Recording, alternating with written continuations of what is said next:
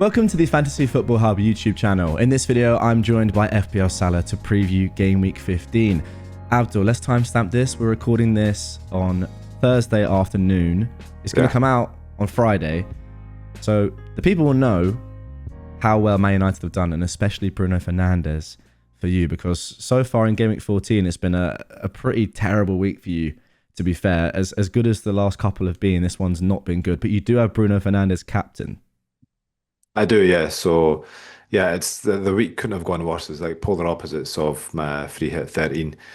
So I'm just hoping to claw some points back uh, tonight from Bruno Captain, hoping he plays. He is apparently a bit of an injury doubt. Yeah. So yeah, let's hope he plays because my vice captain is actually not on Haaland, it's on Saka. So can't be having that. What's so good is that the people watching at home now, they know how well you've done. Yeah. What do you That's a think? What's funny your thing. prediction so people can laugh at you in the comments? What do you think Bruno does today? You think he's going to play because Um, he trained yesterday or 2 days ago when you're watching this? yeah, so I mean like Bruno is he's one of the most durable players ever, so I'd be very surprised if he doesn't start. Um, as far as what he gets, honestly, I'll be happy with a goal. Yeah, but what do you 10 think he's going points. to get? Come on, this is where you prove yourself to Um, be an elite predictor. I'd say he gets a penalty and scores it, and he gets around about 10 points. 10 points. Okay. Yeah, Well, that would let's go be with that. a good rank boost. Would make a very bad week into an okay one. Not horrible. Yeah, I think it would make a terrible one into a bad one. Yeah, Okay, yeah, that's probably more. All right. I probably need Anyway, about 15, 20 points to make it decent. okay, let's move Yeah. on then to your team for Game Week 15. What do you think? How's it looking? Captaincy this week is a bit more obvious, I think, with Yeah. Haaland. But yeah, right now you have well, you've told me off camera that you actually already made a transfer, so we might as well just talk about that immediately. Yeah, so this is one I kind of provisionally had planned in, but I've just go ahead and done it due to the price changes. So I've done some menu to Foden.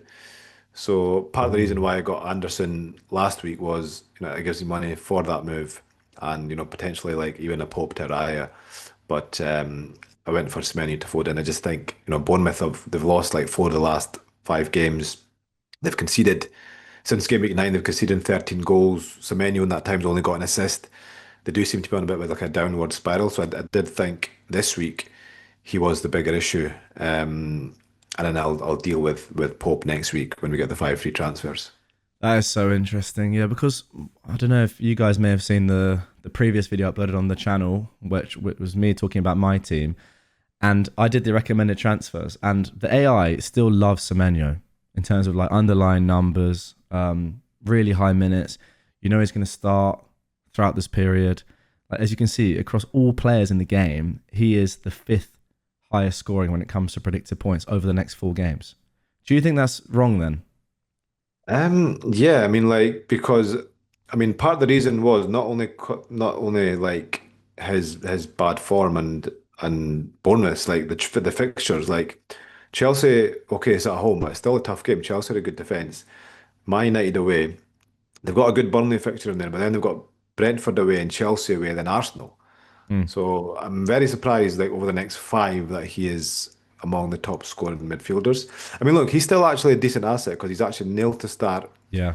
Might still have penalties, not sure, but he's not like an instant sell. But I just think with Foden at home at Sunderland, I mean, Foden's a risk as well, right? Because it potentially could be rotated on Saturday. And I did think about that when I was making the move, but I just thought he's been playing really well. We've seen in the past where Pep, when he's got a player on form and scoring and playing well, he does that with certain players. He just starts them all the time. Like you just Yeah. think, okay, the bench is coming, his bench is next. He's going to get benched next game, but he just keeps starting.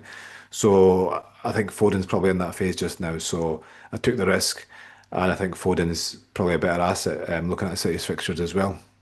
Okay, so that transfer has been made. You'd have quite a strong benching dilemma as well. Actually, I'm really interested to see who you're going to play out of your four defend. Well, I suppose you have Rodon there as well. I mean, maybe Rodon's a good pick this week. Who knows? Liverpool have been bad.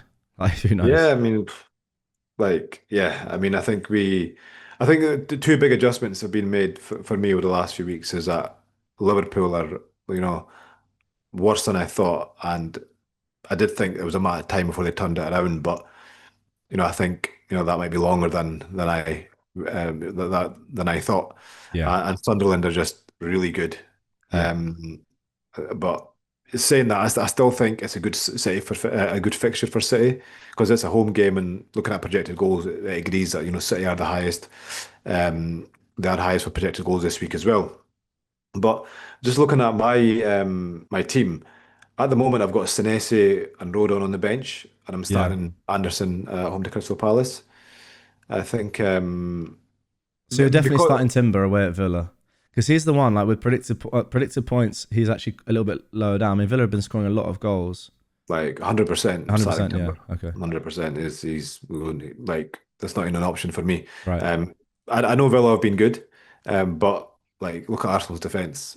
Like just look at the defensive numbers, Yeah. and Timber's got attacking threat. He just got his rest, so I very much doubt he's going to get rested this weekend as well. Yeah. For sure he's going to play.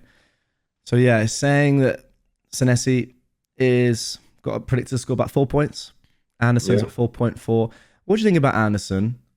We both brought him in last week, I think. I don't know. It's the first game in a while he's not hit DEFCONs. It, we spoke about the pros of him, like being like a ticker, and you're never going to get like huge hauls from him. Do you think? How do you feel about that? I mean, it's funny because every single game up until this point, he's hit at least 10 Yeah, DEFCON. And when everybody bought him in, he hit five. I yeah, honestly thought, like when I was checking the score, like about like in the 80th minute, I thought it might have been a glitch. I swear. Um, but it wasn't. And I still feel the same about Anderson. I think he's a good option. Um, Look, he's 5.4. He's going to get you DEFCON in some games. Might chip in with a wee assist or if you're lucky a goal. And he allows me to have basically Foden, Haaland, and Bruno there, and mm, with like kind of two premium defenders. So I think he'll tick along fine. Happy to play him most weeks. okay, sure. Let's do this thing that I like doing with you now, where I ask you sort of the best pick by position. I feel like goalkeeper. You said Raya last week. It's got to be Raya again. Really, is there anyone Yeah. else that's sort of close to him? I mean, predicted points suggest that Donnarumma's in with a shout, and Becker is Allison as well. But Really would not trust City's or Liverpool's defense just now. I mean, yeah, City have been good attacking wise, but like defensively, they're just not there. I'd still say Raya, and he is like if I already had Foden this week, he'd probably be who I bought this week for Pope. Yeah, so pretty much same as last week. I mean, okay, I'd say if you've got Dubravka as your second keeper, who a lot of people have, then Verbruggen and Dubravka have quite a good rotation. So if you don't want to spend like the premium on Raya, then Verbruggen's actually a good option. I know they just conceded 4 goals, but I still think they're decent enough defensively, and it's good rotation, and it's two cheap goalkeepers, so allows you to spend money elsewhere. what do you think about defenders? Because O'Reilly is like the clear favourite according to Fantasy Football Hub in terms of predicted points over the next four. But then City had just conceded four, but he does have like great upside, and like the City's fixtures are great. Like Sunderland at home, West Ham at home, at the home for like the next two of the next three. That's Yeah. pretty great. I still really like O'Reilly, and he's a player I'm looking to bring in. I wouldn't bring him in, like I'd be quite skeptical about bringing him this week against Sunderland because with Madrid a few days away, Yeah. I think he's got more chance of being rotated than the likes of Foden or Haaland. So I think O'Reilly's still a good option. And I think this week might be a bit risky, but going forward, I think, yeah, like long time, I know I just said City aren't really great defensively, and they're not, but they will keep some clean sheets, and his attacking threat just kind of makes up for that, compensates for their kind of poor defensive numbers. What do you think about Munoz? He's a player that you don't have, but he consistently does so well, so attacking. He's now 6 million, which makes him what the third most expensive defender in the game, I think, around that. Very close to that anyway. I mean, he's only like point 0.4 behind Timber. Yeah, The and he's fixtures high. just like aren't great, but like, do they need to be great for him? Um, well, they haven't so far, right? He's now the highest scoring defender in the game. Um, like I just look at his fixtures: Fulham away, City at home, then Leeds away, Spurs. They're not They've got bad, really. Newcastle. They're okay, but like, you know what? It's with Munoz, it's like okay, you expect maybe Palace to keep one or two clean sheets in that time, but he's just so attacking as you just said, and it's just similar to Riley. He just kind of makes up for it with his kind of attacking numbers and his attacking threat. He's got 3 goals and 3 assists already this season. That's ridiculous in 14 games for a I defender. know, and it's just one of those things where, like last week, I looked at his fixtures and I thought, no, like when I bought in Van Dijk, Yeah. and I kind of looked at his Munoz's long-term fixture and I thought, like Liverpool's fixtures are too good, and I went on that basis. But Munoz has outscored him by a lot, and he's not had the best fixtures, but Mm. he's doing the business, and I think even at 6 million, like when you've got likes of Van Dijk around the same price, then I'd say now Munoz is probably better. Do you think, like, if you consider, I know it's not something you do, but in selling Van Dijk because Liverpool are that bad, would that like ever cross your mind? Is it just because he gets DEFCONs a lot and like the home fixtures are great? So you never, I know you're never going to sell him before the next 5 games, Yeah. but in terms of like absolute points, like what's going on there? Like I've made my bed with Van Dijk. I Yeah, think yeah, I'm going to keep him for those fixtures.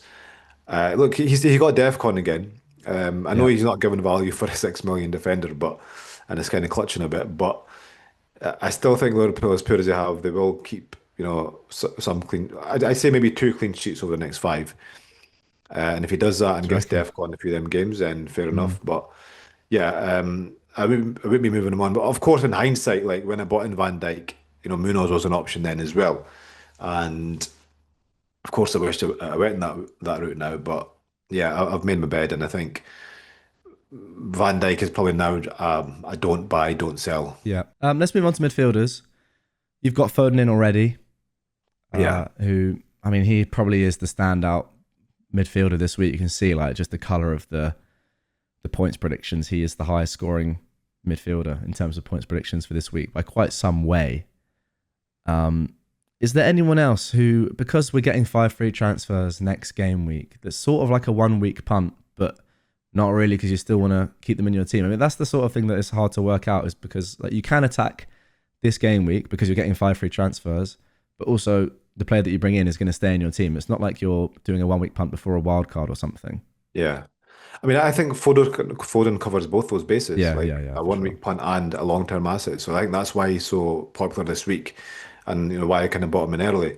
Apart from that, I still think like Bruno is a great option for the upcoming fixtures. I think he'd be a buy for me.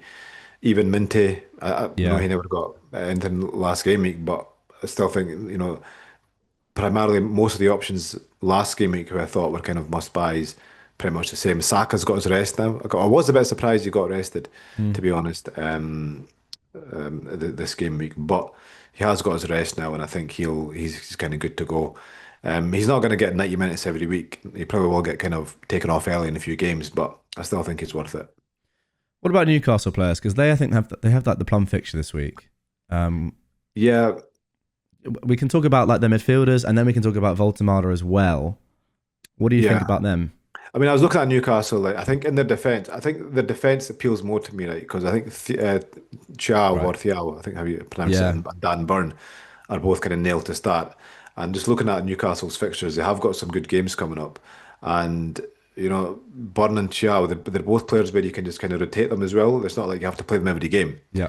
So if you've got, if you can find a good rotating pair with one of your defenders, then they're brilliant.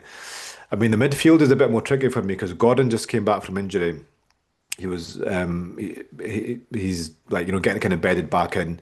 Bruno Guimaraes was rested last game week. This current game week, game week 14. So they're the only two I would kind of consider. And I think Barnes is probably due a benching soon as well. Yeah. With Woltemade, I still think if you're buying them this week, I still think it's fine because they've got Burnley at home, then they've got Sunderland, and then they've got Man United and Burnley again, then Palace at home, then Leeds and Wolves, right? So some really good fixtures coming up in the next like 7, 8. But Wissa is going to be back soon. Mm. He didn't travel to AFCON. From what I've been hearing, apparently he's due to be on the bench next game week. Oh, against really? Burnley. Okay. So yeah, so we'll see what happens there. But I still don't think it's too late to buy Wiltord. I still think Wissa's not played any football this season. He's not going to come like straight in. He might Yeah. take like I'd say maybe for like 3 or 4 game weeks, maybe take the last 10 minutes, last 15 minutes off Wiltord. Who knows? Eddie Howe might play them together, so we don't know that either. So I wouldn't let Wissa coming back, put you off too much about Wiltord, but it is something to consider. And last question is just on the form of Mateta and whether you are or would be tempted to do the Thiago move now, or is that a move that you're definitely going to do next week? It feels like everyone is sort of looking at that move, really. But Yeah, do you want to lose Mateta? I mean, I think so because he was taken off early again, which is, Yeah. and I just mentioned with Munoz, like Palace's fixtures aren't great. If I had no other issues in my team, let's say I had one free transfer, like that'd be one I'd be looking at to do this week, Mateta to Thiago, to kind of set myself up. But I will be keeping Mateta this week. Again, he's been taken off. Like you got 90 minutes midweek in game week 13, but I think that was more because Sarr got injured, so he kind of had to stay on. Yeah. But now, so that's like 59 minutes in game week 12, and then in game week 14, he got taken off in the 63rd. And I just think it's just such an easy transition to Thiago looking at Brentford's fixtures. So I think it's a move you can make this week. I won't be making it, but I'm not against it. I might have made that move if my team was different and I had no other issues. But it's definitely a move I'll be making in game week, either game week 16 or 17. Okay. All right. I think that's going to do it for this one. Very good. Not loads to talk about this week with your transfer already being made. But Yeah, thank you very much as always. Guys, thank you for watching and listening. And we will catch you next game week. thank you.